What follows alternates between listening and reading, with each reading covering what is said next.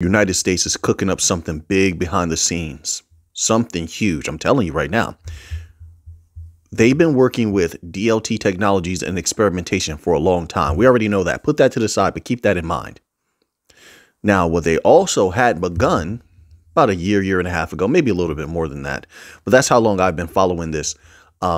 They've been experimenting heavily with artificial intelligence. Now, what we see to be artificial intelligence is nothing compared to what they have. Even some of the systems that they're pushing now at the forefront are nothing compared to the actual most advanced systems out there. Like you look at something that probably has been surpassed 4 times over. I remember it was already surpassed by 2 other systems, but you look at Grok, GROQ system that already, like I said, had been surpassed by 2 other systems. It's absolutely mind blowing what they can do, how large, these systems are, for lack of a better word, how fast they can be and how intelligent they can be. Right. So with that, they've been inching closer and closer to artificial general intelligence. I'm quite sure they have something that's very close to that right now. They just have not unleashed it. Now, if you look at what regulators were doing, and don't worry, I'm going to glue all this together. All of this is important, folks. We're heading towards a future that I think most people don't see. They're not comprehending what's going on. We're all looking at pieces. Keep that in mind as well. Where I'm going with this, believe me, it's all going to tie together. So now, they're inching closer and closer to what they call artificial general intelligence. Now, what has been the end goal for most of these large institutions? Most of these large institutions have wanted to make money without having to pay the workers more. They want to make money without having to run too much of the business. They just want the money to come to them, right? This is what, I mean, listen, we've been observing it for a long time. A lot of the top people, that run these companies are constantly taking trips, constantly on their yachts. But what they don't want to do is actually put in any real type of work or pay the workers more. How do you cut that out? How do you do more of that? You can do that through artificial general intelligence or a very advanced artificial intelligence that's very close to AGI. Wait, now the Fed, I think it's the Fed and someone from the ECB recently were speaking, and they said this over the summer. They were speaking on the combination of artificial intelligence and blockchain. Do you remember that? See, I'm not just pulling this out of my own mind. I'm combining all this together. I'm watching what's going on. And let me tell you something. Once these big entities mention something like that and then they get quiet, you better start taking note of it. Because I can assure you they didn't walk away from it. No, they've advanced it quietly. We'll get to that in a moment. So they talked about combining artificial intelligence and blockchain. While the artificial intelligence does certain mechanisms, it makes sure everything is safe. The blockchain actually serves as the walls, the transportation vehicle for value, etc. They were, so then you have that. My apologies for lack of eloquence if I'm not such at this moment. I'm a little bit tired, but all these thoughts are coming to me. Now, something else I want to point out, and I've said this before, they brought it up again the last few weeks. There's a reason for it. They got very, very quiet when it came to quantum computing. 3 years ago, you had a lot of big companies going heavily into quantum computing, and they were making brilliant advancements. All right. Now, after about a year or 2 of rapid development, this is when you started to see a few of these Bitcoin companies do what they called quantum proofing. See, they were the early ones. They were the ones who figured out, wait a minute, these quantum computers can crack certain systems that are supposed to be secure now, but in the future, they would not be secure because of quantum computing's capabilities. The capabilities are off the charts. They started quantum proofing themselves. See, and that's another wise thing that DLT companies have that the legacy system does not yet have. They're not at the forefront of it, right? They're very vulnerable to quantum computing, but they're not talking about it because it's not something that they can overcome just yet. They don't want to alarm the people just yet. See, the new financial system is so advanced in all of these different ways that the legacy system could never catch up. It can never surpass it. That value, those trillions, those quadrillions must be handed over to the new financial system. Which, yes, theoretically speaking, is going to make a lot of millionaires, billionaires. Yes. For those who are wise enough, it's not going to be a big group. It's not, in my humble opinion, not financial advice. But wait, okay, so now let's glue it all together. You've got China.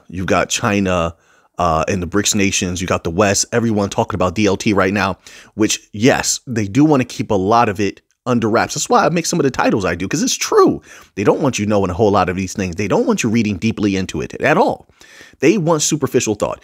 But yet and still, when they talk about DLT, it's taking the focus away from the impact of artificial intelligence on the financial industry, which has been significant. It has been significant. Now, here's what happened. So, yes, there was a few situations where this is what companies alleged. They had to pull back on artificial intelligence deployment. There were a few errors here and there. This is what they claim. So a lot of these artificial intelligence companies went back to the drawing board when they were already making rapid advancements, and they pretty much injected artificial intelligence with steroids. That's pretty much what happened. These things are much better now, much faster. The mistakes they were making before, they're not going to make now. So now that has come back, they've kept it quiet since that time, that these things are going to be redeployed to all of these different companies. They're very satisfied now. And so artificial intelligence and DLT are going to be rapidly being combined right now. This is happening right now with these financial institutions with their experimentation. The layering is happening right now before your eyes. The people are not seeing what's coming. And what that's going to do is ensure, listen, these AI programs in the financial institutions are going to be heavily customized and leaning towards directing that flow through DLT systems in the future. Because all these systems haven't been deployed just yet. Remember, they're still experimenting with them, but the layering is happening now. The testing is happening now. They're being used not to full capacity yet. You know how that goes. Little by little, you climb the mountain. But they're going to redirect flow. This is all going to be automated.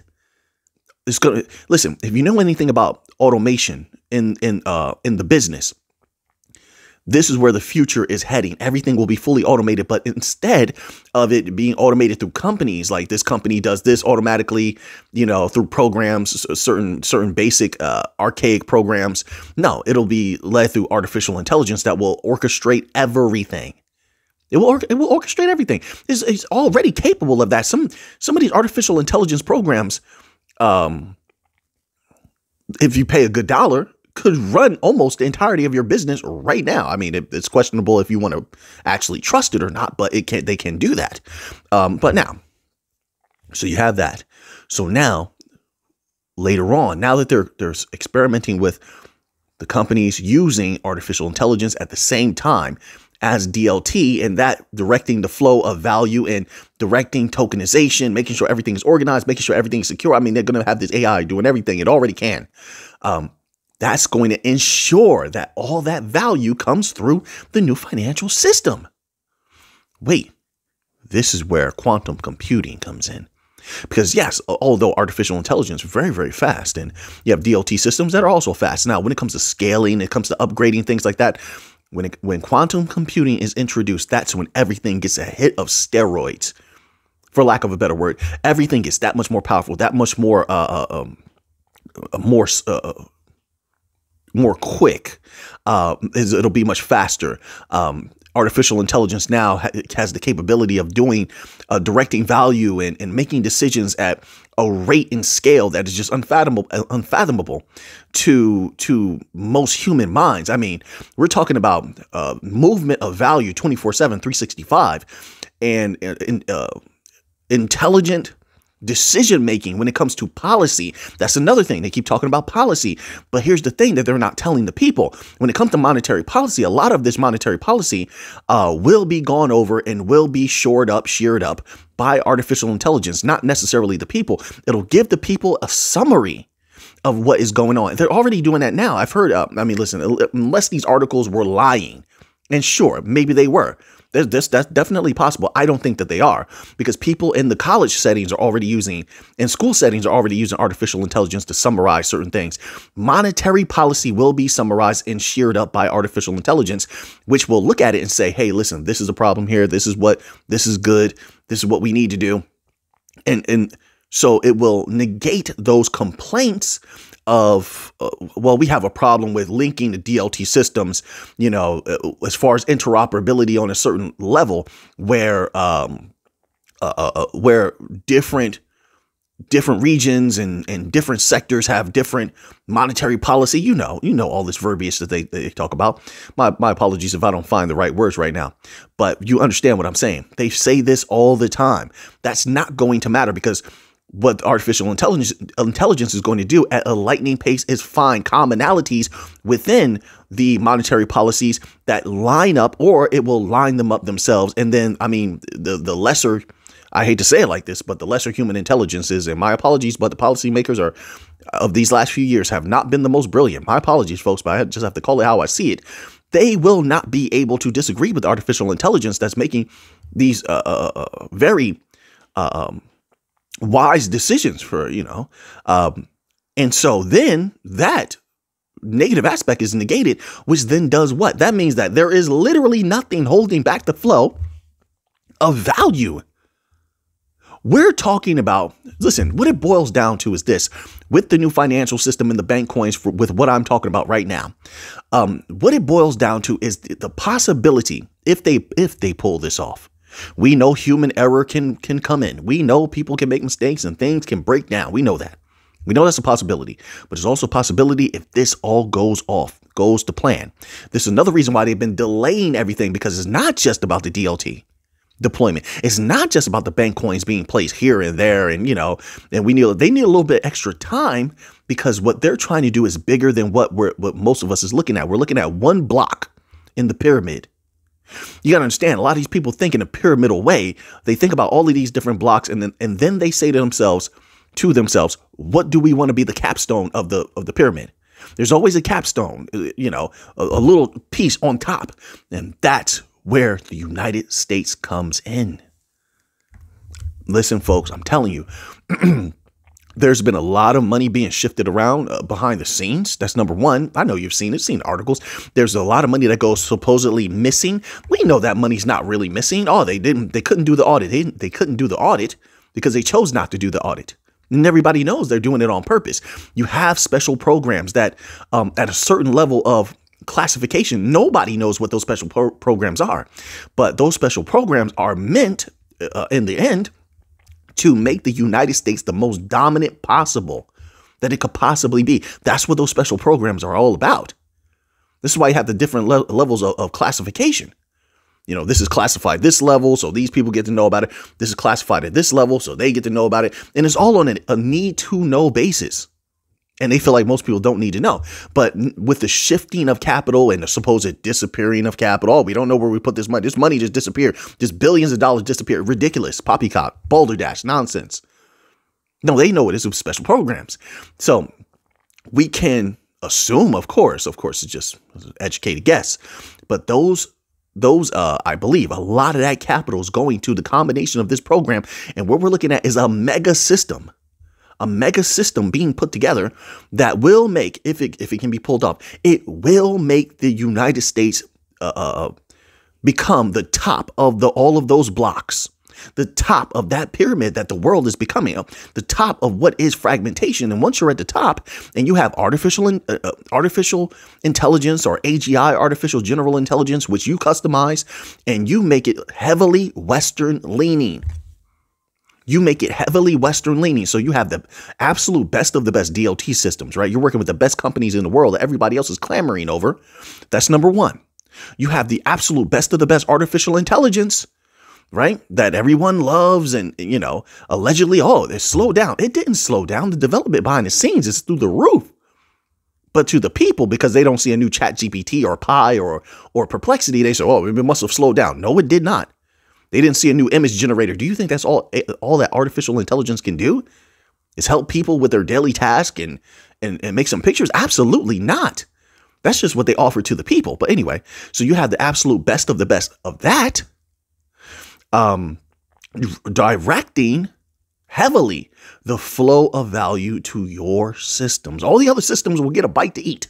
All the other systems will get some capital flow. No doubt about it. But your system gets the most. It gets the most. And so what you do is, I think it was possible. I mean, even if let's say they don't want an AGI that they deploy to be under their control, because then there's the liability there is the blame there. What you can do is, and pay attention to this, because you already saw it happen with the regular artificial intelligence. What they can do is start just unleashing AI on the net freely. It appears to be free. By all technical definitions, it appears to be free roaming, free learning, even though it's learning at a geometric rate. But it's not. Because, once again, it has been customized already, has been programmed already, however you want to say that, to be heavily Western leaning. But you unleash that. So now we don't have control. This is and you have all of this proof that, hey, this is a neutral, by all technical definitions, is neutral. Because it's just Western leaning just by a few points.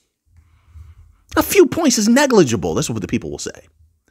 That few points could mean billions, hundreds of billions of dollars, maybe even trillions being leaned towards Western DLT systems. You unleash it freely. After that, nobody can stop it once it's roaming on the internet. They can't stop it. No one's in control of it. You'd have no liability. Hey, this is what we're doing. We're all putting out there. All the countries have the capability of doing that. They may all do that. It's just a matter of who's wins. And I'm going to tell you right now, and I'm going to say this, it's just what I've seen. I've studied a lot of things. The United States, when they unleash something, when they do something, they have some of the most brilliant minds in the world. They do. They do. They don't play around. So I think that theirs would be at the forefront and theirs would win out. They play to win. That's one thing they do. So now you have all of this capital possibly flowing through the new financial system. And what will be, when it initially hits, a massive explosion in value, which is exactly what they wanted. A handful of retail will be there. The ones who are in the know, the so-called new 1%, whatever you want to put to it, will become wildly, once again, not financial advice. I'm just sharing my thoughts. That's all. You decide for yourself what you think about all these things. These are my thoughts. But they will become wildly wealthy. Wildly wealthy. The world will change in an instant. In an instant. There's a higher level that these people want to reach. I told you that before. They don't want to be where they are right now. They're not content. They have a feeling of stagnation right now. They don't want to be billionaires anymore. They want to see how it feels to get close to trillions. Close. They want to fly close to the sun like Icarus, but not melt. And right now, what we're witnessing, I think the Icarus's father was it Daedalus? I think that's what his name was. I think so. What we're witnessing right now is Icarus's father putting together the machine for flight. DLT, artificial general intelligence, quantum computing. Pay close attention to all three and how they're coming together. I'm telling you, it's been a long time in the making. And this is one of the reasons, pay close attention. This is one of the reasons why some of those top Bankcoin companies quantum proof themselves. Then you never heard about it again. You think the other ones didn't do that as well? Behind the scenes, or don't have that lined up? Of course, because they know all of these things are going to come together. This is also why you had some utility coin companies. They were talking about AI. Oh, we're going to work with AI. Then they got quiet about it. Why? Why'd you get quiet about it? Everybody wanted to see you do it. We all thought that was a good idea. Why'd you get quiet about it? Right.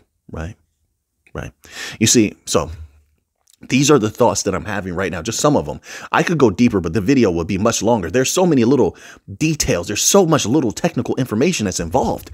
And yeah, I haven't posted on the other channel where I cover AI and robotics. I shouldn't have said that. I just gave away a piece I was going to talk about, but I was going to wait. Robotics. We called it, didn't we? I told you what was coming, didn't I? Now you see them rolling certain things out. There is an entirety of what we're witnessing is the tip of the iceberg. What really is going on, what they're really building is bigger.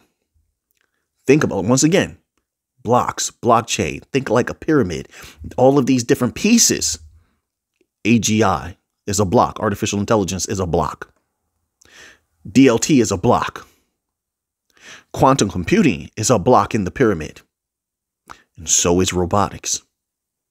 All of it's going to come together in a very interesting way, I'm telling you.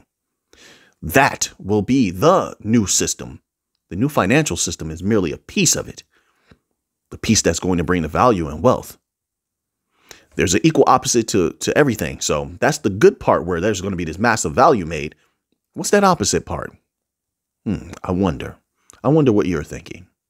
So now that we have that out of the way, and I associate all of that with XRP, Quant, all of these systems, Flare, Chainlink, Solana, all of that is in that part. It applies to all of them. Are going to have their part to play. I'm telling you. Sorry, I got my shirt. Like when I lean forward, that shirt gets all crazy. Okay, so now we're going to get to a little bit of a lighter note. Now that I've gotten that off that was on my mind, folks. That was on my mind heavy. I was sitting there thinking, and I'm just like, man, I got to tell the people this. Hopefully that was, helpful to you or informative or, entertaining something. So now look at this here. Here's a little Bitcoin news. I thought I had more Bitcoin news. My apologies. Bear with me 1 minute. Now, wait. Actually, I'm gonna switch it. I do have another Bitcoin article. This article is titled "The Case for Bitcoin as a Reserve Asset." Bitcoin Policy Institute, and keep in mind, the IMF has multiples of reserve assets. So could Bitcoin become one? Could XRP become a reserve asset? Yes, they could.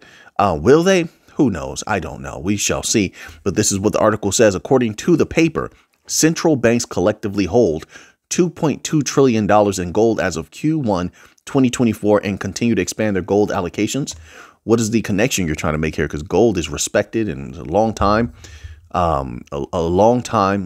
asset that is protective and everybody wants a piece. Everybody knows about it. It's a little different than Bitcoin. A recent paper from the Bitcoin Policy Institute titled "The Case for Bitcoin as a Reserve Asset" argued that central banks should adopt Bitcoin as a reserve asset to hedge against rising inflation, geopolitical risk, capital control risks, sovereign default, bank failures, and international sanctions imposed by the United States government. Yes, but if they already have gold for that, then why Bitcoin? See, I think whatever they're going to have is a new age, or how do you want, like a new reserve asset, is going to have to play a little bit different of a role. I think XRP definitely could do that for sure. Let's see. Economist Matthew Ferranti, the paper's author, made the case that Bitcoin is an, quote, effective portfolio diversifier, unquote, due to a weak correlation between the decentralized asset and other financial instruments. The economist also highlighted Bitcoin's lack of counterparty risk as an effective hedge against sovereign defaults, including the risk of financial sanctions, which Ferranti labeled as a form of, quote, selective default, impacting nations like Venezuela and Russia. Ferranti clarified that Bitcoin and gold allocations might not be the answer for every central bank. However, the nascent digital asset serves as the same store of value and hedging properties as gold. The same? I respectfully have to disagree. The volatility on Bitcoin can be quite severe at times. The volatility on gold right now, not so much. The trust in Bitcoin can wane greatly. The trust in gold is pretty consistent. That is a significant difference, in my humble opinion. It says here, particularly against rapid currency depreciation. Like, don't get me wrong. Listen, I want to make a lot of money off of Bitcoin. My respect for Bitcoin has grown over the years. Definitely. It's not in the same class as gold. It's not.